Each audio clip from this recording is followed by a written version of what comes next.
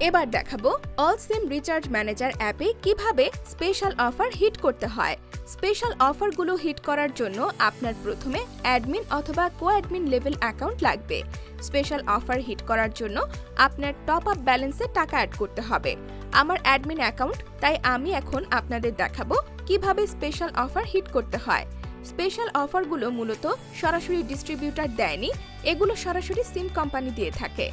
Special offer hit করার সাথে সাথে অটো সাকসেসফুল হয়ে গ্রাহকের কাছে সাথে সাথে চলে যায় কোনো ঝামেলা ছাড়াই। প্রথমে আমি স্পেশাল অফার অপশনে গিয়ে এখান থেকে যে কোনো একটি অফার হিট করে আপনাদেরকে দেখাচ্ছি।